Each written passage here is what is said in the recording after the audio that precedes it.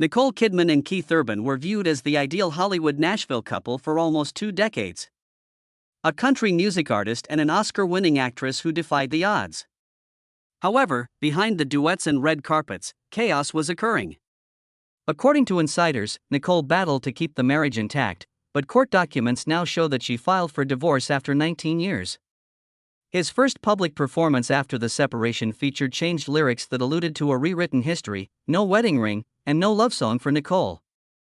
Nicole's side is finally showing through the broken golden couple image. We examine more closely what drew such admiration for them. That what caused one of the most famous love tales in Hollywood to end. Nicole, the timid idealist who became a member of Hollywood's elite. Born in 1967 in Honolulu, Hawaii, Nicole Mary Kidman was the daughter of Australian parents who were temporarily living overseas. Her mother, Janelle Kidman, was a nurse and teacher, while her father, Anthony Kidman, was a biochemist and clinical psychologist. The family moved back to Sydney when she was still a young girl, and she grew up in a home that valued ambition and discipline. Nicole was extremely bashful as a little girl, in contrast to the intelligent, poised person she eventually became. Her professors were concerned that she lacked confidence since she would blush so much when asked to speak in front of the class. However, a strong imagination was combined with that timidity. She turned to performance as a haven. She was able to express the emotion she struggled to articulate in everyday life, first in dance, then in drama classes, and lastly in young theater groups. Her talent was evident by the time she was a teenager. She took advantage of the booming Australian film industry at the time to obtain roles in television films before being chosen for the 1983 cult horror BMX Bandits. She stood out due to her height and porcelain features, but directors were persuaded she was meant for more because of her emotional range.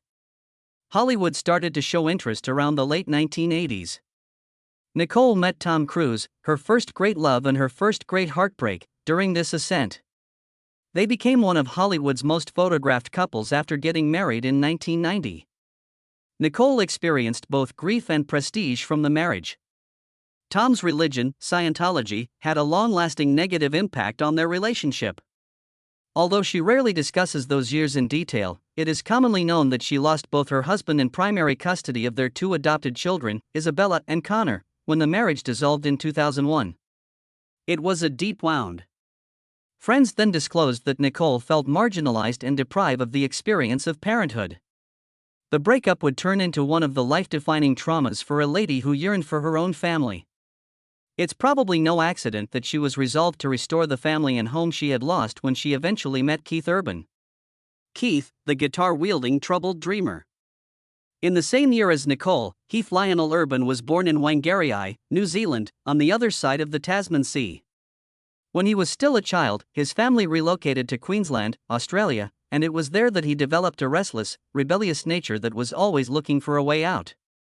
In addition to running a convenience store, his father, Bob, had a strong interest in country music. A genre that isn't particularly popular in Australian suburbs. He pushed little Keith to learn how to play the guitar, and by the time he was 6, he was playing. He found solace and identity in country music, with its stories of grief and redemption. His home life was less amicable despite his extraordinary musical talent. He allegedly came from a tense and financially troubled home. It might have had a part in his lifelong need for security. He developed both his voice and his reputation as the sulky country outsider with a rock star's edge while performing in local pubs and talent showcases in his teens.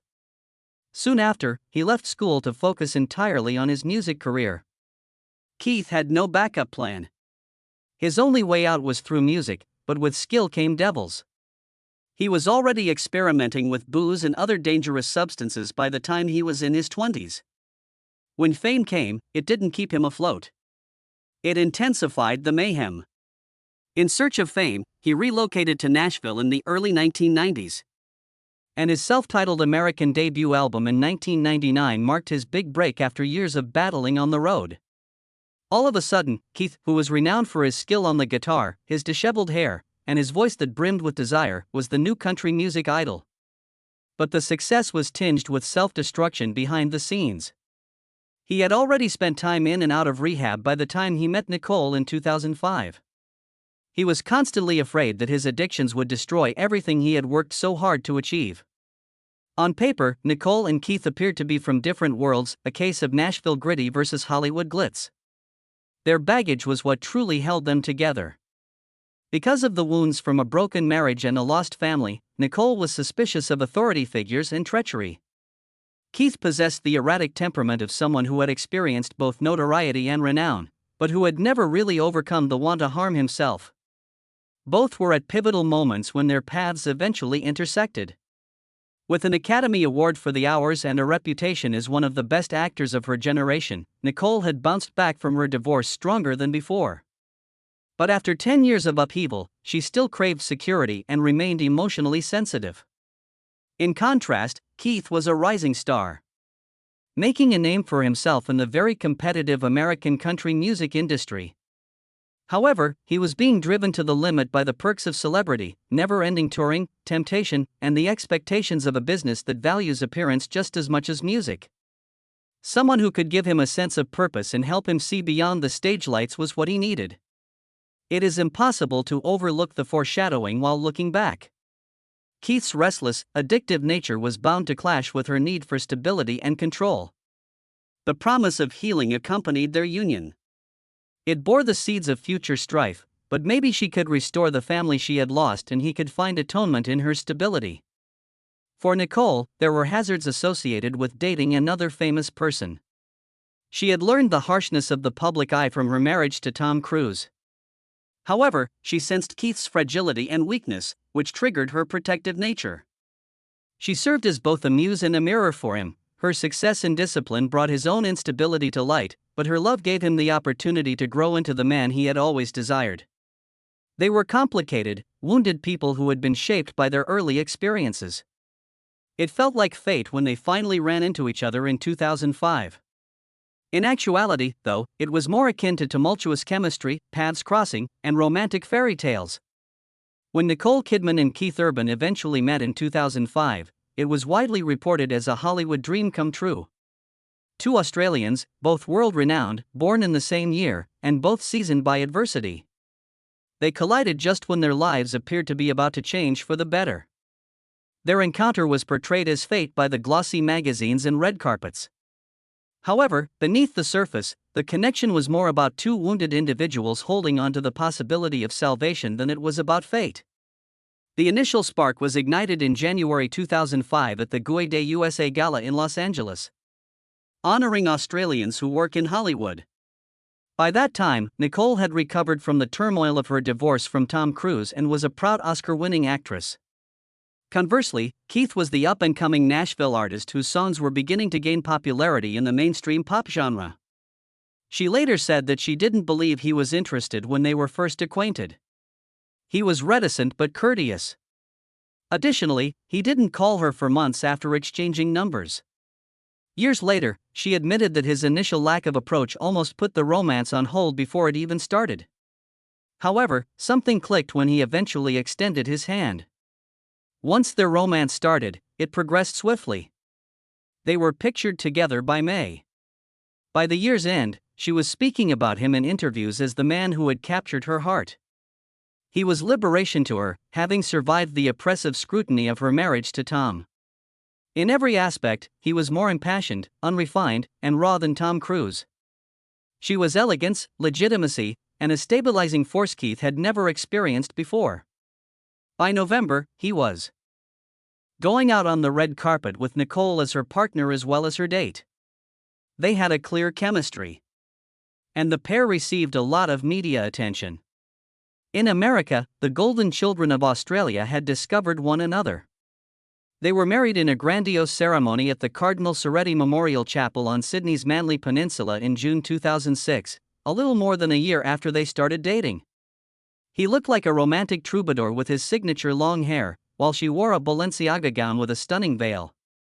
The intimacy of the occasion was the true story, despite the glittering guest list included country music stars and Hollywood nobility. He reportedly serenaded her throughout the reception as she entered the chapel by candlelight, fighting back tears. It was the idyllic conclusion to both of their tumultuous pasts for the fans. After enduring the domineering influence of her former lover, Nicole had discovered a man who seemed to love her without conditions. In contrast, Keith had found atonement in the arms of one of the most renowned actresses in the world. Regretfully, life was less ideal than fairy tales. The initial crack. Keith entered himself into a rehab facility for alcohol consumption just 4 months after the wedding. The shock to their wedding joy was heartbreaking. Nicole was thrown into a crisis just as she was finishing up her thank you notes.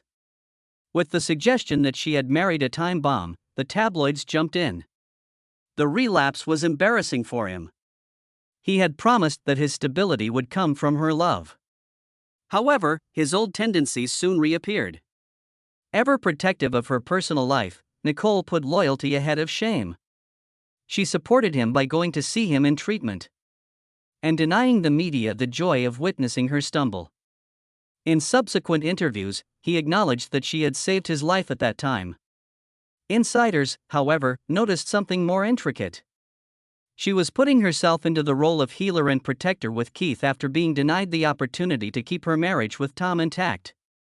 She had faith in him and in second chances. Their marriage would be largely defined by that loyalty, both positively and negatively. The pair spent the ensuing years establishing their reputation as one of Hollywood's few lasting couples, despite the rocky beginning. She kept taking on big-budget movie roles, juggling critically praised roles in Rabbit Hole with blockbusters like Australia. In the meantime, he cemented his place as one of the biggest stars in country music, continually touring and receiving numerous Grammy Awards and other honors. They were loving in public. At one point, she said he was the one who revived her. At award events, Keith often thanked her, sometimes while crying. There was strain behind the well-manicured image. She frequently filmed overseas, but his job required him to travel for extended periods of time. They made an effort to make it work, even putting regulations in place like never being away for more than a few weeks. However, according to sources, their schedules frequently conflicted. Nicole clung to the notion of family, having been severely damaged by her separation from Isabella and Connor Cruz. She threw herself into parenthood when she and Keith received their first daughter, Sunday Rose, in 2008, and their second daughter, Faith Margaret, in 2010. He loved his kids dearly, but found it difficult to strike a balance between being a father and the hectic life of a touring musician. They later succeeded in positioning themselves as the remedy for Hollywood's pessimism. They were praised by interviewers as evidence that true love could endure celebrity. Images of the family at the airport, with her holding the daughters and him following with bags, further supported the idea that they were a close-knit group. However, their relationship had deteriorated under the surface. His continuous struggle with sobriety was a persistent issue. Friends suggested that the couple's disagreements were more profound than either of them acknowledged, and her need for stability occasionally translated into control. Nevertheless, they persisted in their efforts to keep the fairy tale alive. Their early years together had been characterized by the rapid intensity of falling in love and getting married right away, while also overcoming the crisis quite instantly. Because of their enthusiasm, they never really slowed down to address the foundational flaws that were beginning to appear. They maintained the facade of a repentant bad boy and his patient savior for almost 20 years. Nobody realized at the time that the same frenzied energy that had propelled them into love would also lead them to heartbreak. As much as it was based on truth, the fairy tale was always brittle and based on performance and hope. However, the pressure was increasing. Love in the face of stress. Nicole Kidman and Keith Urban had already weathered more storms than most couples could in a lifetime by the time they were in their first 10 years of marriage. A persistent undercurrent of pressure resulted from rehab just months after the wedding, extended separations brought on by work obligations, and juggling the duties of parenting two girls in the spotlight.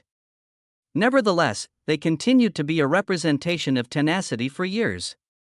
Rumors of friction started to circulate more often by the middle of the decade. Arguments about timetables, Keith's lifestyle, and even Nicole's intensity were rumored to have occurred.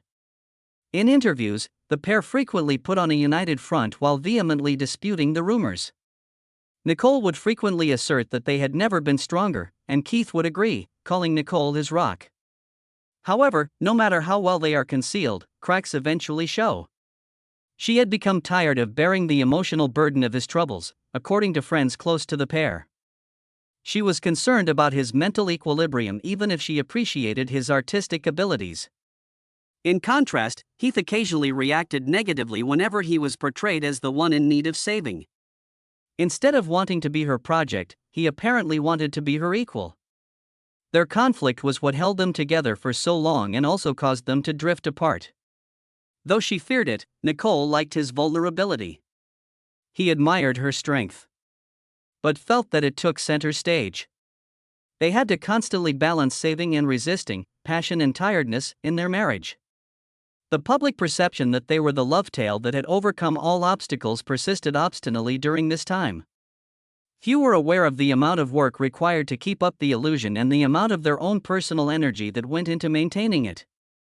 There was a lot of pressure to live up to their reputation. They were more than just spouses. For fans who wished to think that love could withstand fame, distance, and addiction, they were the epitome of hope. Every image and every public move was incorporated into the narrative. However, as history frequently demonstrates, mythology may be both uplifting and depressing. Keith and Nicole were trapped in their own fantasy world. Their differences were also evident in the way they raised their girls. Nicole placed a strong emphasis on regularity, consistency, and protecting her kids from the turmoil of celebrity, all while keeping in mind the lessons she had learned from her own experience with a broken family. Playing the part of the fun father, Keith tended to be more forgiving. Although their girls loved both parents, sources rumored that Nicole occasionally felt undercut and he occasionally felt chastised for not being serious enough. These weren't the violent altercations that the media fantasizes about. These were more subdued divides, the kind that gradually erode closeness and trust. The tabloid muttering and, ultimately, separation. Tabloids started speculating about marital problems as the 1920s rolled around. There were rumors of fights, time spent apart, and rumors of Keith's past troubles. Nicole and Keith, who frequently appeared together shortly after a story surfaced, both denied the rumors. "We've never been stronger," Nicole would assert in interviews, her cool demeanor dispelling doubters. However, there was validity to the rumors behind such denials. Keith was still struggling with sobriety. Although there is no proof that his decline was as severe as it once was, sources implied that she was always afraid of relapsing. She continued to be watchful, occasionally to an uncomfortable degree. Even when Keith was doing everything correctly, being watched and questioned may seem oppressive. For her part, Nicole was tired of being the anchor all the time. She missed balance, but she loved him. Desired a marriage where she didn't have to be on guard all the time. The distinction between their private and public personalities was possibly the most telling indication of their disintegration. In private, they were revolving around unsolved issues, drifting, and arguing. They doubled down on the fairy tale in public. As if they were performing for themselves rather than the cameras, their red carpet appearances took on greater significance as they reminded the world and one another of the love narrative they had previously believed in. During events, Keith would hold Nicole's hand tightly while talking in her ear and frequently kissing her shoulder. Although she would grin calmly, onlookers remarked that her smile was more prepared than genuine. Although strained, the attachment appeared genuine. Similar to actors performing lines they have long since committed to memory. Unspoken resentments are a part of any marriage, but in theirs, they became more pronounced every year. Nicole reportedly despised his reliance on her strength and his requirement that she serve as both his wife and his savior. He disliked her authority and capacity to oversee not only herself but also him and their kids. And their reputation with military accuracy. The couple's dynamic was characterized by friends as one of ongoing negotiation. She wanted security, he wanted freedom. She wanted tranquility, and he desired passion. Though their needs were rarely in harmony, neither was incorrect. By 2023 and 2024, the murmurs grew clearer. According to unnamed insiders in entertainment magazines, they were together but leading separate lives. As she started going to events alone, paparazzi pictures started to corroborate the allegation.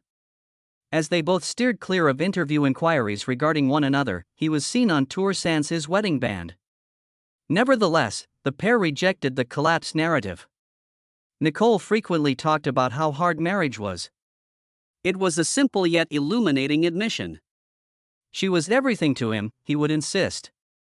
Even yet, his statements started to sound more like rehearsals of an old screenplay than unprompted statements. But in the end, there is a tipping point in every unraveling. And in the summer of 2025, they had theirs. The gaps had grown into fissures by that point. The amount of time she spent with her girls increased, escaping the circus of speculation and withdrawing into family. He immersed himself in music in the interim, touring more extensively and putting all of his heart into sometimes candid performances. The choice to split up wasn't explosive, according to those closest to them. No final argument or single scandal occurred. Rather, it was the gradual realization that they could no longer support one another.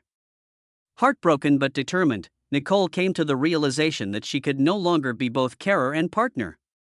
Keith decided to distance himself from Nicole's expectations because he was tired of them. The world gasped when she ultimately filed for divorce in late September 2025, claiming irreconcilable differences. However, the outcome seemed inevitable to those who had been attentively observing. These two had created one of Hollywood's most beloved tales for almost 2 decades, one of perseverance, redemption, and enduring love. The legal paperwork terms were succinct, just irreconcilable differences, but they conveyed the weight of a far more intricate tale. With each step revealing the unvarnished reality of a marriage, what transpired was not merely a formal separation but a highly public unmasking. It has been fighting for its life for a long time. The couple had kept up a family residence in Davidson County, Tennessee, where Nicole filed. The documentation was simple, even restricted, but it had far-reaching consequences. She was leaving after 19 years of marriage, 2 kids, and innumerable assurances of unwavering love. She reportedly tormented over the choice for months, according to insiders. She had a strong desire to keep the family together, especially for their daughters, Faith and Sunday. However, as one friend described it, she came to the realization that she couldn't preserve herself and the marriage. She had been the planner in a relationship that was frequently characterized by turmoil for years, as well as the stabilizer and his anchor against addiction. She ultimately decided on self-preservation. She was requesting primary residential custody of the girls, with him sharing shared decision-making authority, according to the records. Notably, both couples agreed to forego child and spousal maintenance, indicating that their finances had long been handled independently. Heath's response was louder, more direct, and far more noticeable if her filing was the silent announcement of the end. He was spotted a few days after the divorce was announced, and most significantly, his wedding band was gone. If that wasn't obvious enough, he changed the words to 2 of his Hallmark songs during his first show since the divorce. He turned what should have been simply another stop on his exciting world tour into a heated public discussion about his personal life at his performance in Pennsylvania, exposing a flurry of feelings in front of thousands of admirers. He quickly made it clear that this would be more than just a typical country set as he performed for the first time since it was announced that he and Nicole Kidman were divorcing after over 20 years of marriage. The audience took note of the symbolic gesture when he went onto the stage sans his wedding band. And he alternated between anger, heartbreak, and an almost poignant sense of nostalgia throughout the night. The line "Take your space and take your reasons" was changed to "Take your unreasonable reasons" in his 2004 breakup anthem "You'll Think of Me." This lyric twist was widely perceived as a thinly veiled jab at Nicole and their marital dissolution. It was the moment that caused the most gasps. He allowed a slideshow of him and his 2 teenage daughters to play during Heart Like a Hometown, which seemed like a grudging nod to his family despite strained relationships. This unfiltered outburst, which was clearly frustrated, stood in stark contrast to that image.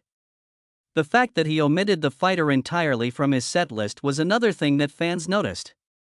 He intentionally erased their shared past from his stage acts with a 2016 hit that was thought to have been directly inspired by his connection with Nicole and frequently performed with her in mind. As if to remind himself and the audience of the passion that had carried him long before fame, marriage, and controversy, he spoke frankly about his early years in between songs, recounting how his parents had urged him to drop out of school to pursue his musical dreams. That was just the beginning of the emotional roller coaster. Because of viral videos of him serenading her with changed lyrics at previous performances, his alleged intimacy with younger guitarist Maggie Baugh, who was conspicuously absent that evening, continued to cast a shadow over the performance. The intrigue and drama surrounding his private life were only heightened by this absence and his abrupt modifications to the set list. It was evident by the conclusion of the evening that his performance had grown beyond a simple concert. The media landscape was abruptly turned upside down by Keith's explosive concert and the divorce papers. The drama was gorged on by tabloids, who portrayed Nicole as the victim who had finally had enough. Keith, a guy tormented by his troubles and unable to provide for her, was portrayed as the tragic instance. Supporters took sides, analyzing every word he sung and every glance she made in public. Nicole felt oppressed by the spotlight's renewed glare. In an attempt to reduce the show, she had filed quietly, but his theatrical motions prevented her from being private. She was abruptly compelled to react with the deliberate balancing of her public personas rather than with words.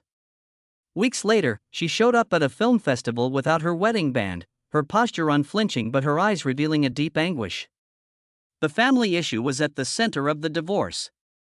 Nicole was still grieving over the deaths of Isabella and Connor while she was married to Tom Cruise. She was resolved to avoid a repeat of Sunday and Faith's past. Her intentions were clearly stated in the divorce papers. In order to provide stability in the face of turmoil, the girls would primarily live with her. According to reports, Keith also consented without much opposition. He is less suitable for day-to-day parenting because of his erratic lifestyle and traveling schedule. Insiders, however, reported that the arrangement broke his heart. According to a source, Keith loves those girls and the decision to give up primary custody wasn't motivated by a lack of affection. It has to do with reality. Nicole has withdrawn into the safety of her girls and her career in the weeks after the filing. She was seen strolling hand in hand with Sunday and Faith in Nashville. Her body language was protective, but her expression was composed. For her, survival entails concentrating on the things she can manage, namely her children, her work, and her own health. Keith, meanwhile, has dedicated himself to music. Every performance of his shows doubles as a therapy session, making them electrifying spectacles. His performances were characterized by fans as sadness on display, with him visibly crying during several of the songs. In addition to making him endearing to viewers, his vulnerability may have shown the reality Nicole has chosen to ignore. How do you feel about their separation? Tell us in the comments section below. Thank you for viewing. Click play on the video that is currently playing on your screen to see more thrilling videos. In order to receive notifications whenever a new video is released, remember to hit the bell, like, and subscribe.